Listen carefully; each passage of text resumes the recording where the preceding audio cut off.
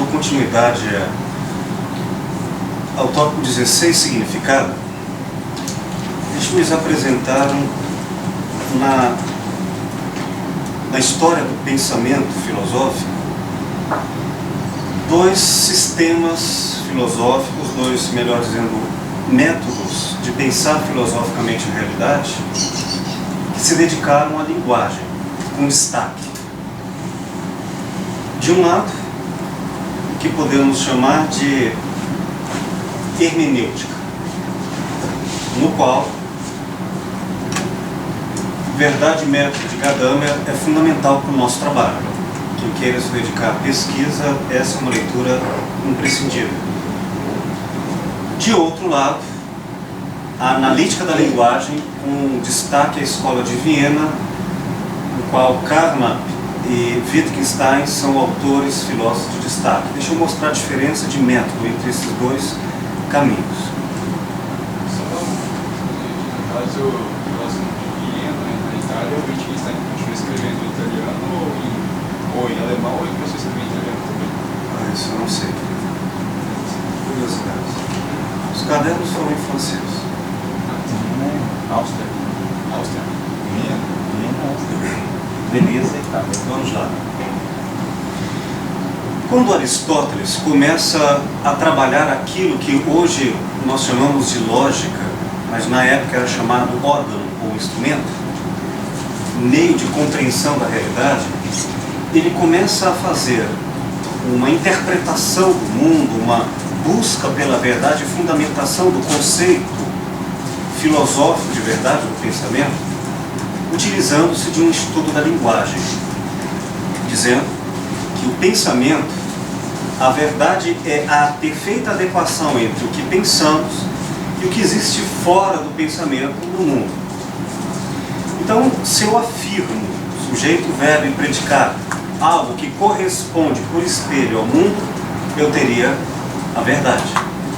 Aristóteles percebe que para eu elaborar minha mente capaz de construir uma noção de verdade, eu preciso elaborar categorias de percepção da verdade.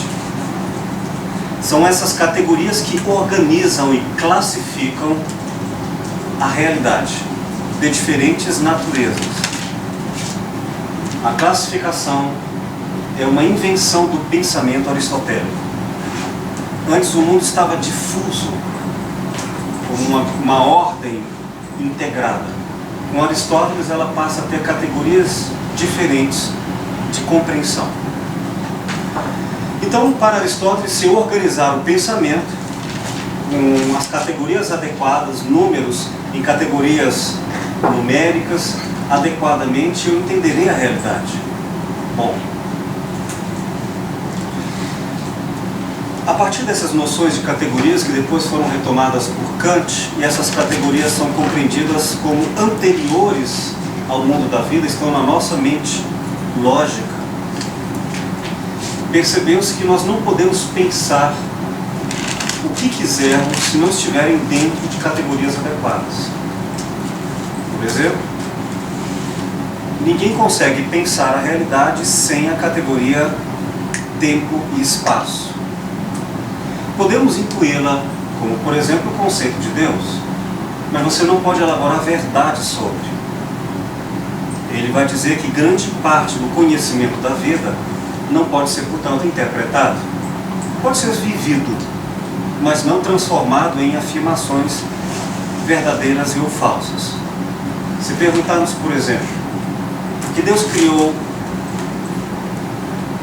primeiro no mundo, imaginariamente, pela categoria tempo, não ser por nós pensada, mas é ela que nos permite pensar no mundo, instantaneamente, se perguntarmos a partir de um qualquer momento fictício de criação, nós obrigatoriamente vamos nos perguntar: e o que havia antes? Ah, então antes houve uma outra coisa. Imediatamente vamos falar: mas e antes? Esse antes é uma categoria de pensamento que você não tem liberdade sobre ela. Você pode até intuir isso, desde que não elabore pensamento. Você não pode pensar o que quiser. Se quiser pensar um valor de verdade, tem que cumprir regras. E essas regras são lógicas. Entendem? O estudo das categorias do pensamento, logo adiante, foram feitas por grandes filósofos da linguagem, Carnap e Wittgenstein, e começam com o chamado empirismo lógico. Quer dizer, para cada termo da linguagem, por exemplo, o termo livro, há no mundo um correspondente. Assim, se eu for querer entender uma pessoa quando ela me diz qualquer coisa, sei lá, fulano, eu conheci alguém, ela está dizendo isso, aí eu vou pensar, essa palavra falada equivale a alguma realidade no mundo. Pensar dessa maneira é pensar à maneira do empirismo lógico, é procurar uma experiência que fundamente o discurso. E aí, se não encontrarmos um significado para o termo equivalente, veríamos que essa é uma expressão vazia, sem sentido, sem ordem, sem lógica. Então, a grande questão científica seria encontrar a velha questão aristotélica, como encontrar o vínculo perfeito de verificação entre o termo e seu equivalente significado. Usaram a expressão significante ou termo e significado a experiência direta. Bom, e muitas vezes nós precisaremos pensar ao método empirista lógico. Essa pessoa está falando, ela está mentindo para mim, porque eu sei que não há um correspondente no mundo dos fatos e que ela quer me enganar, por exemplo. Ou então, em comparação com uma pessoa que fantasia e eu percebo que não corresponde ao mundo sensorial, então eu deduzo que seja ou mentira ou, por exemplo, fantasia. Tudo isso com base em uma verificação empírica. É um caminho de leitura. Entendem?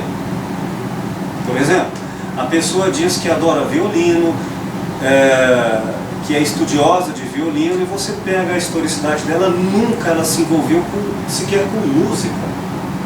Você vai pensar que coisa interessante, não há nenhum registro de onde isso possa ter surgido. Podemos imaginar, podemos cogitar a possibilidade disso não ser real, por conta de uma análise da linguagem, faltando ao termo seu equivalente significado, entendem? Eis um caminho. Mas agora, nós teremos alguns problemas.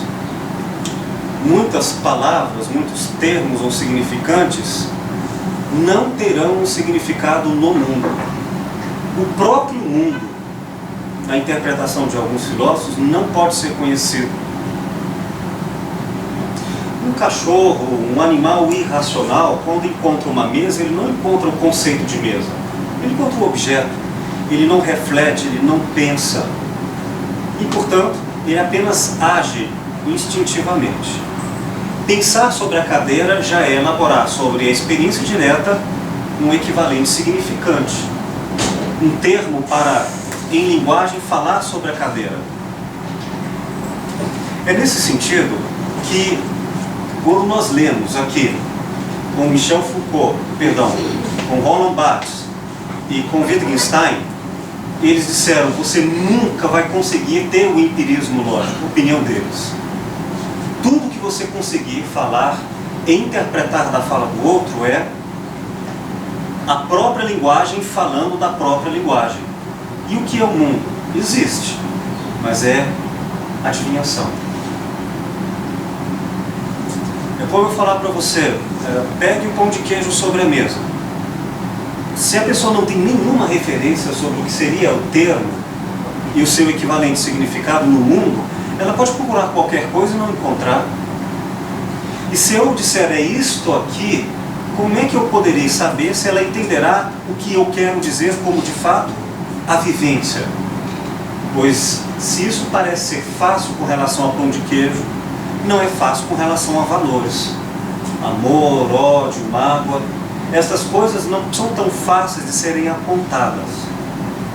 Mas mesmo o desenho apontado em algum objeto não é fácil de ser limitado, porque cadeira não é um objeto específico, é um conceito. Uma caixa pode virar uma cadeira, entende? Se eu tenho um conceito, mesmo que eu não tenha um objeto, eu reconheço. Se eu não tenho o conceito, eu tenho um objeto, mas eu já não vejo como o destaque de todas as outras coisas no entorno que eu queria apontar. Então, para eu falar de pão de queijo, pressupõe muitas coisas. Alimentação, o contexto dele está inserido em um vasilhame. Assim, para alguns autores, você nunca vai entender o que uma pessoa está querendo dizer prestando atenção no mundo. Seria uma tolice, seria perder a verdade. Você tem que prestar atenção no modo como ela articula a linguagem. Wittgenstein vai dizer que este modo é profundamente dinâmico, vivo, flutuante e jamais pode ser engessado. São jogos de interpretação flutuantes. No caso, o pão de queijo pode estar aqui na minha frente, você falar uma expressão citando pão de queijo, mas no caso você não estava citando igual que estava aqui. Pode ser. Mas uma situação totalmente diferente. Como é que você sabia se eu estaria me referindo a uma metáfora ou a um objeto físico? A própria linguagem. Por isso que duas interpretações. De um lado, a filosofia da hermenêutica. Você interpreta um conceito na história do mundo em torno de você. Você vai como referência ao mundo, que nós chamamos de exames categoriais. Ao dizer, houve um jogo de futebol no Serra Pelada? Não? Serra Dourada? Pode ser pelado também. Houve jogo de futebol, Botafogo contra Goiás e a coisa pegou fogo. Ora, até que ponto eu vou saber o que quer dizer pegou fogo? Pode de fato haver, não é nem complicado haver, no mundo factual, um incêndio. Mas eu só posso interpretar se eu conhecer, independente do discurso, na cultura, na geografia, no espaço, lugar, relações, circunstâncias, assunto, o que tudo isso quer dizer? Aí eu costuro a fala com a investigação empírica no mundo. Esse é um método. A Aninha estava falando sobre que foi educada na Umbanda. Aí, o que isso quer dizer? Ora, pode ser um viés de interpretação. Pode ser o que ela elabora por Umbanda, na historicidade dela, mas que no fundo vai ser fala dela. Alternativa 2. Casada, inclusive, vez ou outra. Independente da fala dela, ou dos significados que ela vem a dar, eu vou investigar o que é Umbanda na cultura em que ela está, com as derivações de tempo, de espaço, para depois costurar a fala dela com o mundo lá fora. São dois caminhos diferentes. De um lado a hermenêutica, de outro a analítica da linguagem. Entenderam? Ótimo exemplo da Umbanda, porque para a maior parte da população, até aqui em Goiás, onde a cultura africana ficou menos exposta, as pessoas fazem uma grande confusão, né, porque as coisas africanas confundem a cultura, a religião, confundem até com os trabalhos, né, que são feitos. É um grande exemplo. Cada um interpreta dentro daquilo que conhece, não vai interpretar dentro da realidade.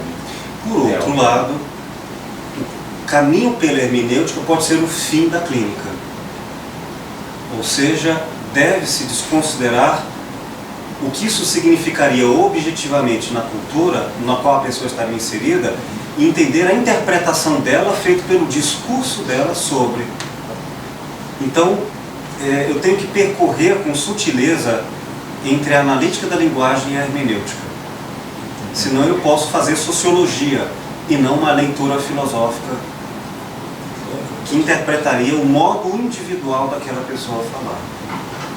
No caso, a hermenêutica estaria relacionada com a sociologia, com assim. A hermenêutica é base de qualquer sociologia, mas não ao contrário, né? já que o método da hermenêutica é a investigação dos significados. E da sociologia ela já pressupõe a factualidade do mundo e vai, por meio de vários métodos estatísticos, validar quantitativamente e qualitativamente os fenômenos sociais, que é outra questão. No caso, eu trabalho com semiótica. Sim, a hermenêutica, sim. Eu quero, antes de passarmos para questões mais da clínica prática, ainda permanecendo um pouco na fundamentação teórica, não sei se eu peço desculpas por ser uma aula de filosofia, mas é que é importante, já que a aula da clínica é interpretar a pessoa. Né? Vamos ao Michel Foucault, na sua obra As Palavras e as Coisas, para, com Foucault, entender o nascimento da verdade como uma estruturação de poder. E aí perceber, no caso, o outro, interpretar o outro de acordo com os poderes que estão vigentes na fala. Michel Foucault diz assim: o signo pode ter duas posições. Ou faz parte, a título de elemento, daquilo que ele serve para designar, ou é dele real e atualmente separado. Vamos explicar. Na verdade, esta alternativa não é radical, pois o signo, para funcionar, deve estar ao mesmo tempo inserido no que ele significa e dele distinto. O signo, ou termo, ao mesmo tempo deve significar a própria vivência, quanto representar algo diferente do próprio termo lá fora. Esse é o dilema do filme O Nome da Rosa. A questão que os medievais tratavam era chamada de nominalismo. Na história do filme, um seminarista, ele conhece uma moça, se apaixona por ela, mas tem que fazer no filme uma escolha.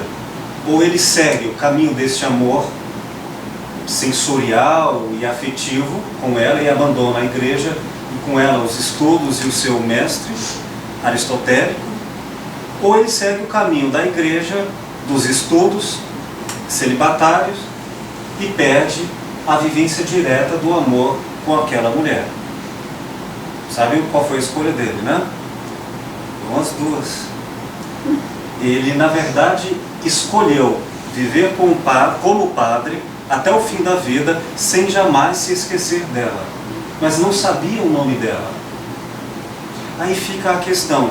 Ele que não a tem no mundo factual, não a teria também de alguma outra forma? Os nominalistas discutiam a questão com os universalistas. Se você, ao ter a palavra rosa, já não tem algo da rosa, ou a essência da rosa, ou a rosa, o termo rosa, não tem nada a ver com a flor em si mesma. Aí que estão. Nós não vamos aqui em filosofia clínica optar para interpretar o outro. Nós vamos buscar do outro quando ele quer se referenciar ao mundo em torno para dar base, e vocês vão ver isso porque ele vai ancorar a sua fala fora dele, com uma indicação de que, olha, o que eu estou falando está lá, vá lá e veja.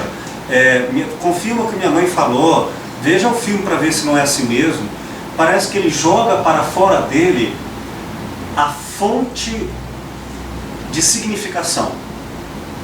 Já outras pessoas você vai ver que ele vai dizer a mesma coisa com variantes de humor, com variantes de inteligência, e vai significar diferentes jogos de linguagem. Para que um elemento de uma percepção possa tornar-se seu signo, não basta que dela faça parte. É preciso que seja distinguido a título de elemento e destacado da impressão global a que estava confusamente ligado. Ou seja, se eu falar do pão de queijo sobre essa mesa, em princípio eu vou apontar qualquer coisa que é misturada entre pão de queijo, a bandeja, a mesa e quem sabe até o chão, tudo misturado. Um animal faria isso, que não tivesse reflexão. Então eu preciso começar a separar conceitualmente até onde vai o pão de queijo, e já não é mais pão de queijo, é a bandeja, até onde vai a bandeja no desenho da minha visão, e a partir daí vai a mesa. O mesmo eu posso falar, por exemplo, valorativamente. Até onde um gesto, passar a mão na cabeça de outra pessoa, é um ato erótico, é um ato de insinuação de poder, é um ato de bondade gratuita. São conceitos para o mesmo gesto. Como nós vamos marcar essa linha? Primeiro, é importante que exista uma linha. Entende? Quando uma pessoa então diz, houve bondade ali, você tem que passar uma linha conceitual para dizer até onde o que foi bondade e o que não foi. Senão você não tem um conceito. Tudo vira bondade. Tudo e nada é a mesma coisa. Então se alguém falar assim, eu tenho ciúmes de você, aí você vai ter que passar imaginariamente uma linha conceitual para dizer até o que ponto, de alguma forma descrita, é ciúmes e até que ponto não é. Se você não conseguir fazer essa linha, tudo vira ciúmes, mesmo não sendo. Há confusões. Entendem? Então Foucault está nos dizendo, para que eu possa ter um elemento conceitual, uma percepção de alguma coisa, eu preciso de uma separação disso do restante. É necessário, pois, que ela esteja dividida, que a atenção incida em uma dessas regiões imbricadas que a compõem, e que delas tenha sido isolada.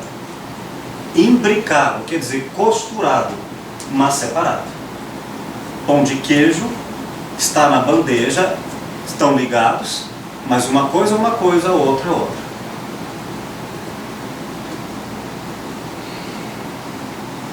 Acham que é fácil fazer isso? Uma imbricação e ao mesmo tempo uma separação de um conceito valorativo? Por exemplo, uma criança fica com febre de 40 graus. Ora, eu sei que a febre é de 40 graus porque eu tenho no mundo um indicativo objetivo universal comum da linguagem, o termômetro, e o número 40.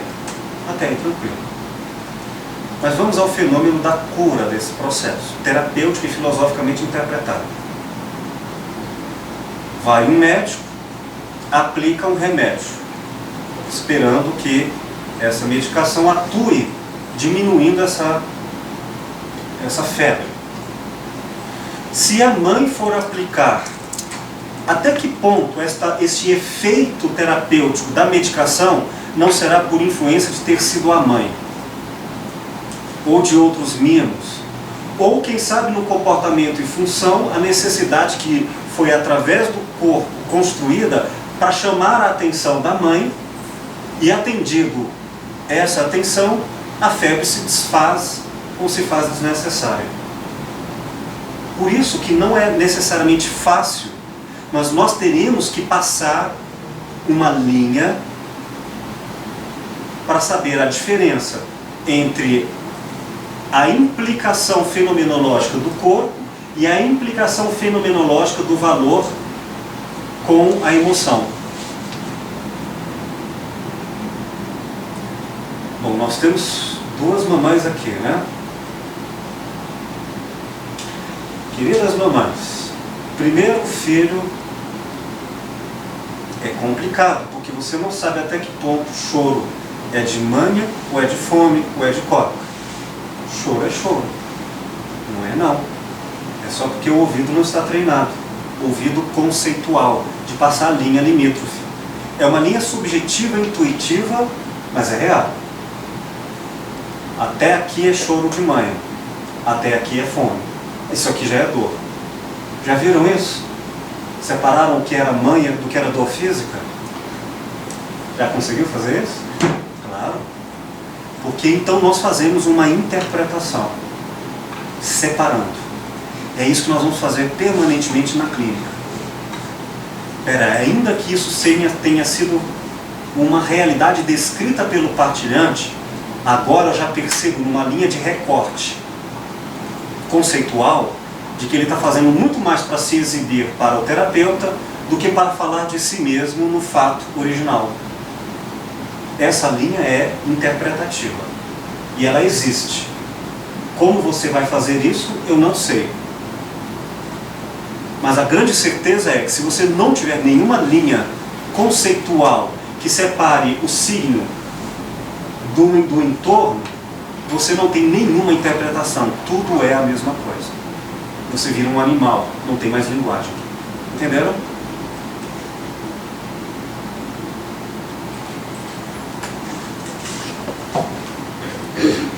A constituição do signo é, pois, inseparável da análise.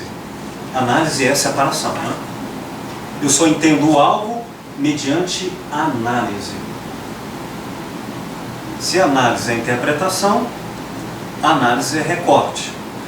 Tudo vai depender de como você vai fazer esse recorte.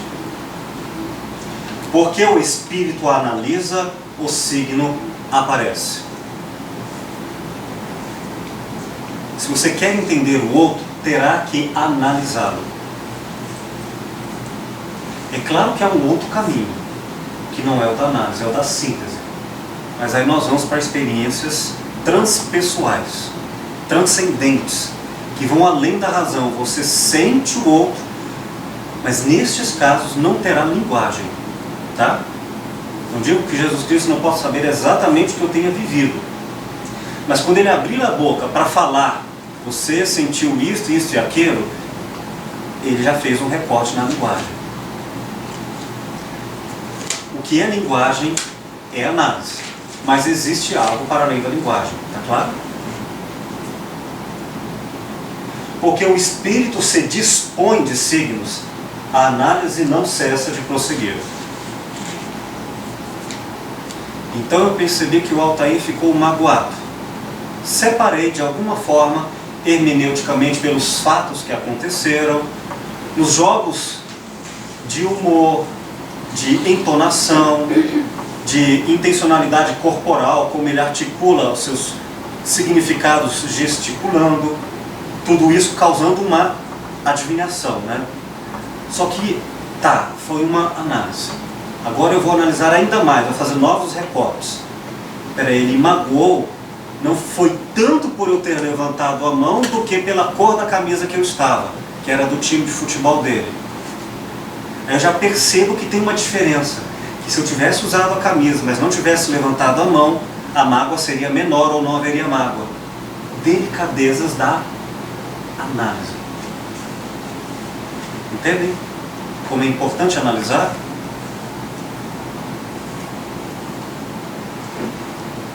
A partir do século XVII, dá-se um valor inverso à natureza e à convenção. Natural, o signo não é mais que um elemento subtraído às coisas e construído como signo pelo conhecimento. Pois ele é, prescrito, rígido, incômodo, e o espírito não pode assenhorar-se dele. Ele está dizendo dos conceitos cartesianos. A partir do século XVII, o signo não é mais interpretado segundo a análise do interpretante. Portanto, a subjetividade. A fonte do significado abandona o homem, o leitor, e passa para a própria palavra naturalizada. É a palavra que vai me dizer o que ela quer dizer e não quem vai interpretá-la. A palavra é canonizada, é absolutizada, hipostasiada. A partir de então, aquele que detém o conhecimento intelectual falado, da leitura erudita, detém a verdade. A verdade não é mais uma interpretação de quem interpreta. A partir do século XVII, a verdade é da ciência estabelecida como a construtora da verdade, supostamente em si mesma. É a ilusão da pura objetividade. No caso, é o que Kant critica, não é crítica mais pura. Profundamente.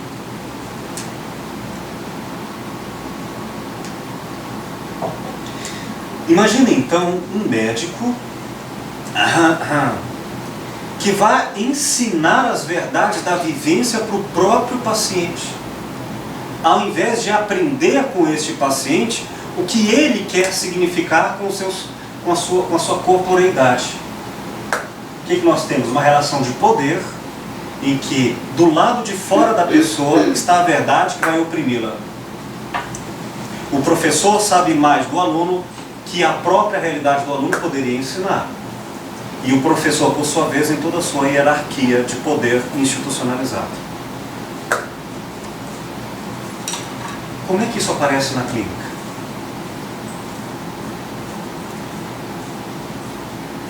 Vamos imaginar isso com pessoas que acreditam que a palavra é mágica. Já viram coisas de desenho animado? Você fala Shazam e a palavra causa uma mudança mágica. Ou Harry Potter e a palavra é a palavra, não é o significado que causa. Então há quem diga assim, olha, aquela questão, Heloísa, que estávamos falando sobre o termo e o significado. Alguma pessoa diz assim, mas que desgraça. Eu falo, não fale a palavra. Qual palavra é essa aí que você falou, que eu posso falar? Porque quem fala a palavra cai nela mesma. Desgraça? É isso mesmo. Então a palavra é ela mesma a própria verdade. Ao invés de eu interpretá-la nos jogos de linguagem. Quem trata dessa maneira o próprio discurso, seja a palavra falada, seja um gesto, tem uma certa crença que confere poder de universalizar, cometendo uma falácia, de que todas as pessoas que falam determinada palavra ou agem de certa maneira, dizem aquilo que na verdade só ela entendeu assim. Ah, mas como é que essa pessoa não entendeu quando eu falei isso? Ela tinha que ter entendido, porque eu falei isso 3 vezes. Ela acha que a palavra convence. Entendem? Isso é um espírito próprio do mundo pós-século XVII, do mundo moderno. E aí, se eu tiver a ciência, eu é que determino a verdade do mundo. Com efeito, que o signo possa ser mais ou menos provável, mais ou menos afastado do que significa, que possa ser natural ou arbitrário, sem que a natureza ou seu valor de signo seja afetado por isso. Tudo isso mostra bem que a relação do signo com seu conteúdo não é assegurada na ordem das próprias coisas, como antes era. A relação do significante, termo, com o significado, ainda direta à vivência, se aloja agora em um espaço onde nenhuma figura intermediária assegura mais o seu encontro, nenhum intérprete. Ela é, no interior do conhecimento, o liame estabelecido entre uma ideia de uma coisa e a ideia de outra. Em outros termos, o sujeito no mundo moderno, o sujeito psicológico, o sujeito de interpretação desaparece. O conhecimento é um conhecimento sem sujeito.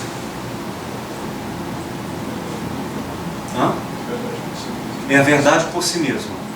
Foucault demonstra que 3 instituições causaram esse grande equívoco de interpretação no mundo. A escola, ou as escolas, sejam as escolas pedagógicas, religiosas, que davam a verdade do professor, da instituição, O acampamento militar como referência de organização. Aqui é o cabo, aqui é o general, aqui tem uma espacialidade que divide o lugar de cada um, e isso é por natureza, você não pode mudar isso. E a medicina, com todas as suas derivações da psiquiatria e depois da psicologia, estabelecendo lugares da verdade como estereótipos de verdades em si mesmas, em nome de doenças, diagnósticos, prognósticos e rótulos.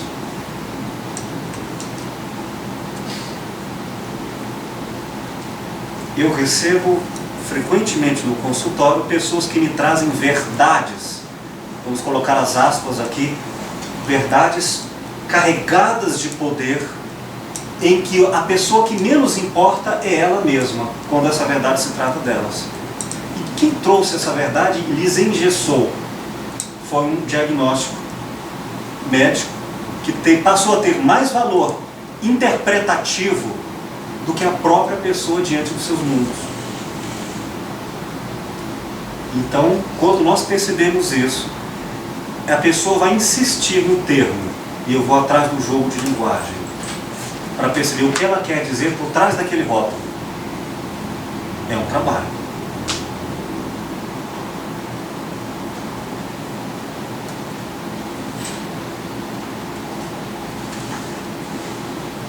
Esse é um grande exemplo.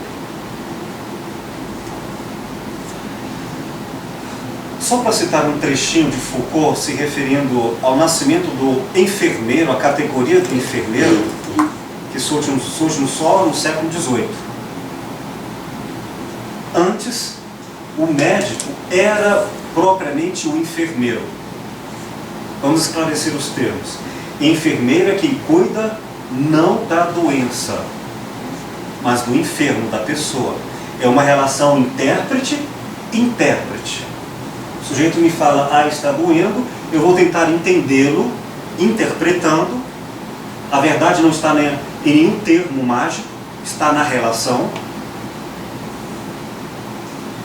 E quando a verdade deixa de ser uma relação e passa a pertencer a um conhecimento hipostasiado, tornado absoluto, independente das pessoas. Em 1661, o médico do Hotel Dieu de Paris, que são pesquisas de Foucault, pesquisas documentais, era empregado de uma visita por dia. Em 1687, o médico expectante devia examinar à tarde certos doentes mais graves. Os regulamentos do século XVIII determinam os horários da visita, a sua duração, 2 horas no mínimo. Insistem para que o rodízio permita que seja realizado todos os dias, inclusive domingo de Páscoa.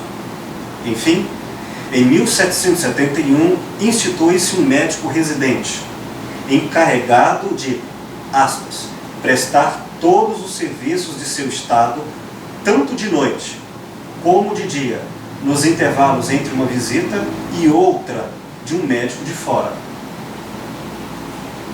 A inspeção de antigamente descontínua e rápida se transforma em uma observação regular que coloca o doente em uma situação de exame quase perpétuo. Exame, análise, julgamento. Com 2 consequências. Uma, na hierarquia interna, o médico, elemento até então exterior da verdade, começa a suplantar o pessoal religioso e a lhe confiar um papel determinado, mas subordinado, na técnica do exame. Ele aplica testes, diagnósticos, e esses testes passam a ter valor de verdade. Não é mais a relação, é o teste objetivado. Isso é terrível, porque certas pessoas também procuram, às vezes, a terapia, querendo certos testes de identificação da personalidade, da profissão que querem ou deveriam seguir, como se isso fosse possível por uma técnica. Mas ele crê muito mais no exame do que na própria capacidade de autoconhecimento e relação. Aparece então a categoria do enfermeiro. Quanto ao próprio hospital, que era antes de tudo um local de assistência, vai tornar-se local de formação e aperfeiçoamento científico, vira-volta das relações de poder e constituição de um saber. É assim que nasce a clínica moderna, como um espaço de construção do poder.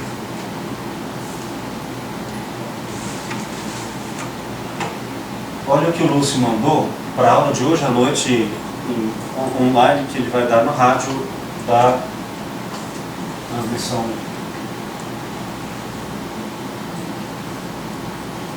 à distância, de Virgílio Ferreira. Há uma distância infinita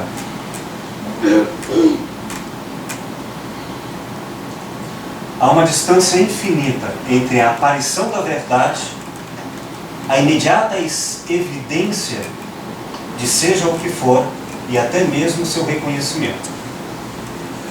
Quando olhamos a evidência pela segunda vez, já ela está alinhada, classificada, endurecida entre as coisas que nos cercam. Eis porque nós ignoramos ou esquecemos depressa a face do que há de estranho nos fatos mais banais, no da vida e no da morte. Traduzido em termos Foucaultianos, quando você abandona a análise, você mistura tudo a uma espécie de natureza da verdade em si mesmo.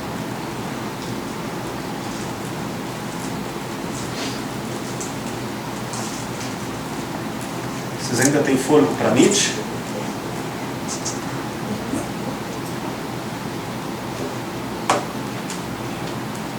Vocês sabem como Nietzsche entende o que é a verdade? A relação entre a palavra e o significado? Para ele não existe verdade em si mesmo. Existe uma fraqueza da relação humana que prefere usar a palavra ao invés do entendimento. É o dogma.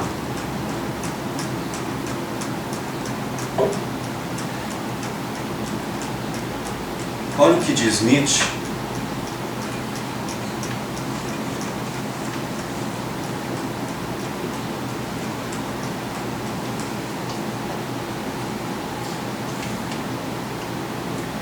Só encontrar a referência.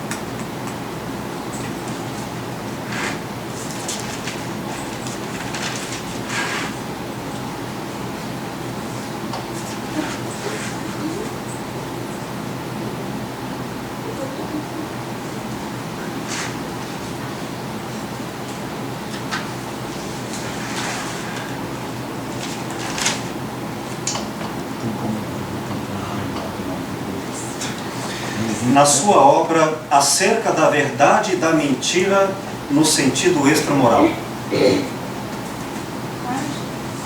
Página 164 da edição de 2008. Gled, por gentileza, faça a leitura para a gente. 164. Isso, 164. Item número 6, citação direta de Nietzsche. O que é uma palavra? A representação sonora de uma excitação nervosa.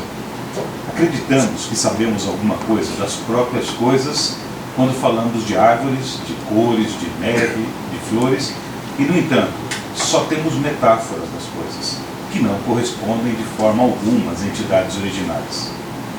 E todo o material no interior do qual e com o qual o homem da verdade, o cientista, o filósofo, trabalha e assim constrói, se não cai do céu, podemos, contudo, estar absolutamente certos de que não provém também da essência das coisas. Uma pausa. Ao fazer filosofia clínica e ao estudar com demora essas questões que aqui levantamos para uma introdução, vou lhes dar uma sugestão bastante humana e terapêutica. Não acreditem no poder da palavra em si mesmo.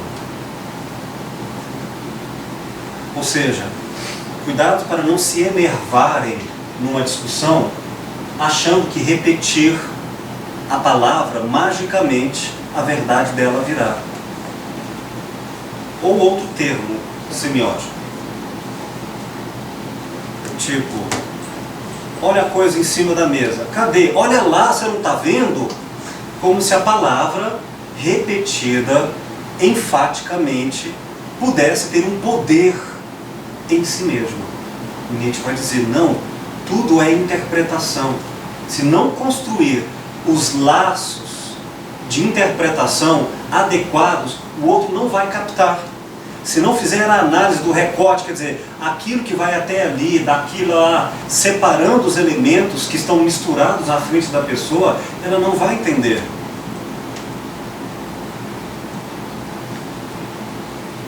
Tem uma bela leitura sobre isso, na minha interpretação,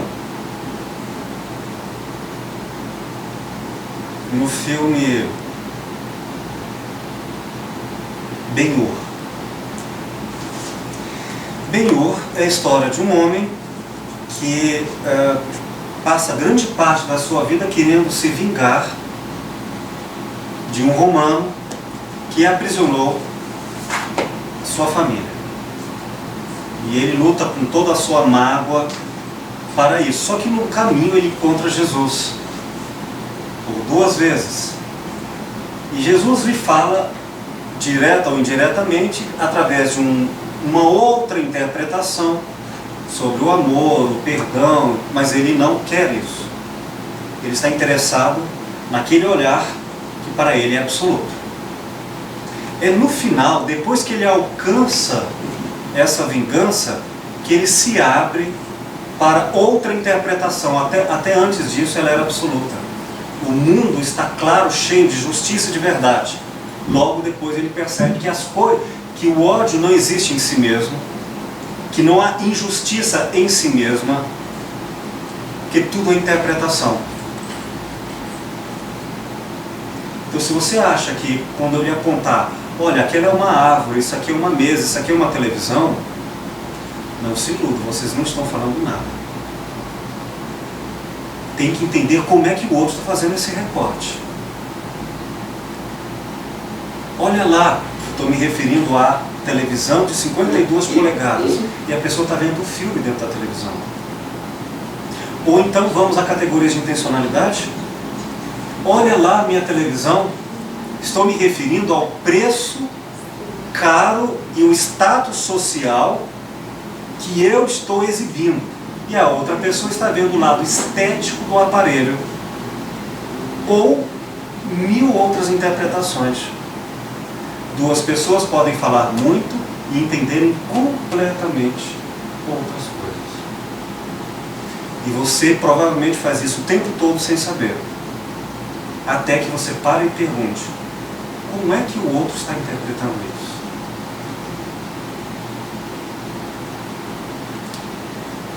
Vamos à resposta recuperando o que nós já estudamos? Parta do princípio do que vocês têm em comum. E depois comece a entender que o outro não é você. Em terceiro passo, vá atrás das categorias de percepção do outro. Se o outro tende a ser emotivo, se o outro tende a ser econômico, no sentido financista, olha, provavelmente quando eu apontar isso para aqui, ele vai ver o aspecto financeiro primeiro. Provavelmente ele vai ver o Charles Chaplin, na sua biografia, ele diz que toda mulher que ele via, a primeira coisa que ele pensava era se ele poderia levá-la ou não para a cama. Se ela seria passível ou não de interesse sexual dele. Ora, se eu sei disso, eu já sei que por mais que eu apresente querendo mostrar algo em si mesmo, ele vai interpretar com esse caminho. Agora imagine depois que você ter toda a historicidade, a estrutura de pensamento de uma pessoa, sabe muito bem o que colocar, a maneira de colocar, porque você já tem o óculos, a direção, o impulso, a tendência de interpretação foram investigadas nesse tópico chamado, tópico 16, significado. Entendeu? Continue. Engraçado. E as palavras podem ser extremamente enclausurantes. Se você está falando de um Charles Chaplin, que eu não reconheço, por exemplo, se você olha a historicidade dele, você vê que foi um homem que escreveu coisas incríveis. Até mais do que cineasta, eu considero um grande escritor. E músico também. Músico também. E a essência do que ele deixou é de uma alta sensibilidade para com a vida, e não tão restrita quanto essas palavras. Então é interessante, porque essa descrição é dele, mas não é o todo, né? É apenas uma parte dele. E também uma coisa, para mim pode anular a outra, mas para ele pode não anular. Entende? Quer dizer, uma pessoa pode ser santa em vários aspectos, ao mesmo tempo erótica em outros. Mas esse foi tema de um dos nossos cafés filosóficos no passado, se é possível filosofar na cama. Será que o estigma bom de cama é o cafajeste e o santo, o homem bom e generoso, educado, não sei o que, não é bom de sexo? E será que uma coisa implica a anulação da outra ou depende das conjugações de diferentes pessoas? Né? O interessante nesse café filosófico foi que metade das perguntas feitas por homem estavam referentes à sua insegurança em qualquer tipo de situação dessa referente à frequência e às denominações. As perguntas que ele respondeu lá foi para um garoto aparentemente uns 16 anos, ele ficou até meio sem graça com relação a isso. Você está falando dele? É o que não se fala em casa, tenta se descobrir até no café filosófico. Pensemos ainda, particularmente, na formação dos conceitos. Cada palavra torna-se imediatamente conceito pelo fato de, justamente, não servir para a experiência original única, absolutamente individualizada, a qual deve o seu nascimento. Isto é, como recordação, mas deve, simultaneamente, servir para inumeráveis experiências, mais ou menos análogas, ou seja, rigorosamente falando, nunca idênticas. Pausa. Vocês vão vendo a confirmação nos três leitores, Roland Barthes, Wittgenstein, Michel Foucault e agora de novo com Nietzsche. Você vai começar com semelhanças, com analogias, mas Nietzsche nos dá o destaque. Cuidado. Nós todos entendemos algo em comum e chamamos isso de conceito. Mas isto é só para deveria ser apenas uma metáfora. Por favor, me dê um copo de café. Nietzsche vai dizer, isso é uma metáfora. Nunca, literalmente, você deve entender isso como se isso em si quisesse dizer aquilo que pelo simples pronunciar fosse compreendido. Metáfora. Nenhuma verdade está em nenhum termo, em nenhuma palavra. A verdade está em quem pronuncia a palavra e nos jogos de interpretação. Portanto, se não ficarmos atentos, mataremos a interpretação, crendo na objetividade absoluta do mundo das palavras. Ora, pedir um café quer dizer, estou sozinho, converse comigo. Ora, pedir um café quer dizer, se afaste de mim, porque eu não quero falar com você. Inclusive até tomar café. E coisas isto misturadas.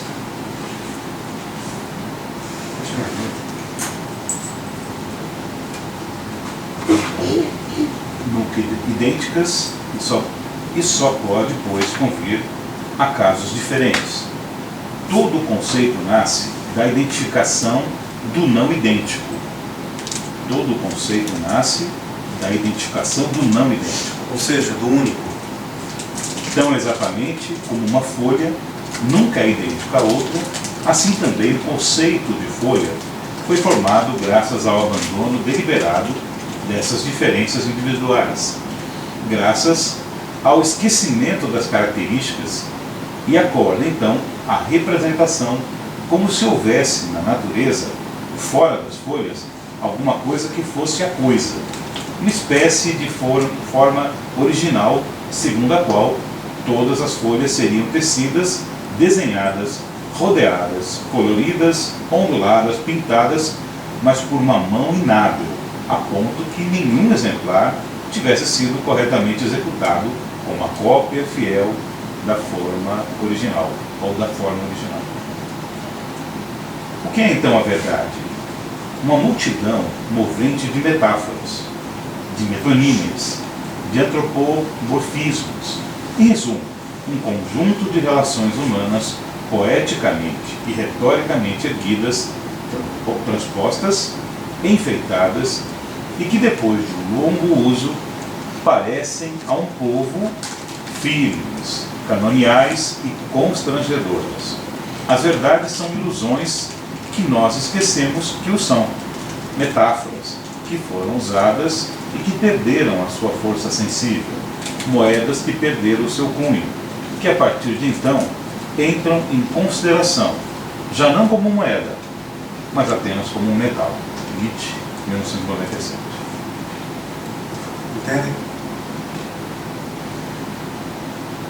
A gente acredita que o dinheiro, como é esse simbolismo, tem valor nele mesmo, enquanto ele apenas tem o que nós damos a ele de valor. Vamos traduzir isso em outras semioses? Você me irrita fazendo isso.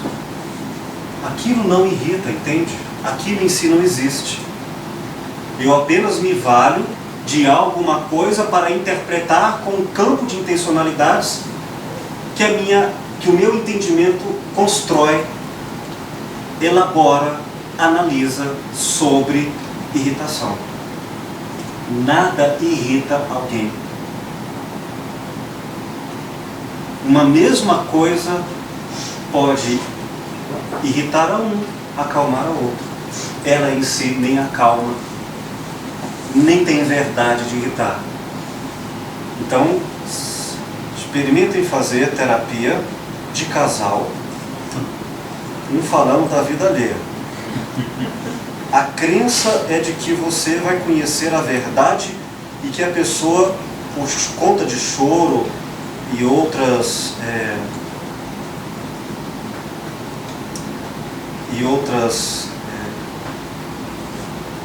interpretações, ela vai acreditar que a ênfase que ela está dando vai objetificar a realidade e virar válida em si mesma. Comece a ouvir o outro lado, mas outras perspectivas, compare com a própria, contextualize o que a pessoa está falando naquele momento com o que ela diz sobre situações semelhantes no passado. Ponha tudo isso em jogo. Aí nós temos a verdade. São duas betoneiras vomitando tanta mágoa que às vezes não conseguiram ser colocadas para fora. Meu sogro faleceu essa semana, um homem muito inteligente. Ele, enquanto advogado, de cada 10 casais que eu procurava para proceder à separação, 9 desistiam, ou até um pouco mais. Na verdade, só queriam que o outro ouvisse. E ouviram na frente do advogado que iria proceder à separação. Ele conseguia reverter 9 ou mais em cada vez. Impressionante. Muito bem. Queridos, perguntas, considerações.